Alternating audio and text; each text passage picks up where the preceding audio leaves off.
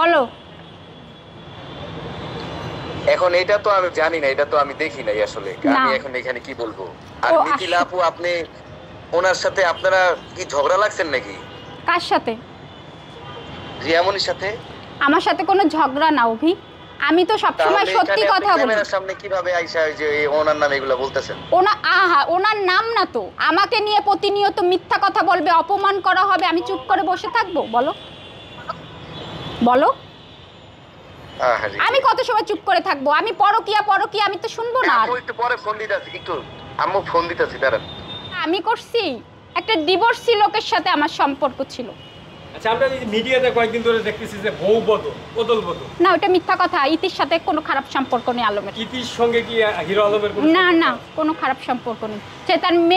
সে মেয়ে কসম দিয়ে সে মিথ্যা কথা বলে না, বুঝতে পেরেছেন? আপনি বললেন যে মেয়ে কসম দিয়ে মিথ্যা কথা বলে না, তো আপনাকে শুটিং এ নিয়ে তাহলে হিরো আলম তাহলে ইতিকে দিয়ে মারতে চাইছিল?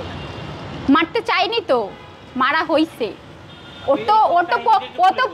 এটা আমরা পরে প্রতিশোধ পরণ। আমি যে মামলা করেছি না, ওর রাগ, ও যতটুকু আমাকে ভালোবাসা দেখে আসলে না, ওর রাগ আমার উপরে। মামলাটা তো মারাত্মক মামলা। দেখেন না নোবেলের এইটা কত দূর গেছে। আর আমার তো প্রত্যেকটা প্রমাণ আছে।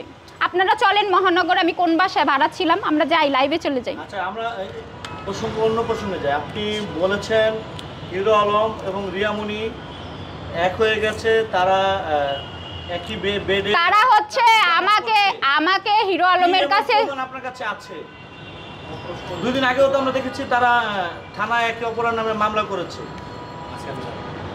হ্যাঁ, মামলা করে যেই তো আবার দেখা করেছে যে তারা মিলে গেছে, এক হয়ে গেছে। আপনি আলমের কাছে জিজ্ঞেস করেন, বলবে। কি প্রমাণ আছে আপনার কাছে? আমি নিজেই তো প্রমাণ। আচ্ছা, প্রমাণ দেখান। আপনি তো হিরো আলমের মেয়ের বান্ধবী ছিলেন। কোনোদিন না, বাজে কথা বলবেন না, বাজে কথা বলবেন না। না, আলম তো আপনার সঙ্গে না, কোনোদিনও না।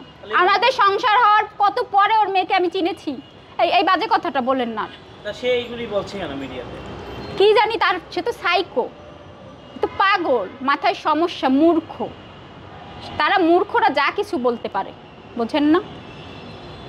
আপনার সাথে ইতির সাথে আসলে শুটিং এ যে ওটা পরে হবে ওই সাবজেক্টে। ইতির সাথে আমার একটা ঝামেলা এই বিষয়টা আর কথা বলতে চাচ্ছি না। আমাকে সরি বলেছে। আসলে ও একটা, মনে করেন এদের একটা জালের যত একটা অংশ, তাই না? আসলে মিথিলার সাথে কি হিরো আলমের কোনো সম্পর্ক হয়েছে? সম্পর্ক হয়েছে মানে কোনো রিলেশন আছে কি এখন? কিসের রিলেশন? সে তো ধর্ষণ করেছে মিথিলাকে। আসামি, মিথিলার মামলার আসামি হচ্ছে হিরো আলম।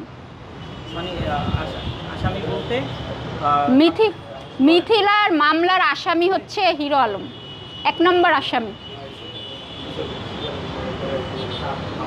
আচ্ছা, আরেকটা কথা হচ্ছে কি, 1 নম্বর আসামি বলতে কার আসামি? এটা আমরা একটু জানতে চাই। আমার ধর্ষণ মামলার আসামি হিরো আলম।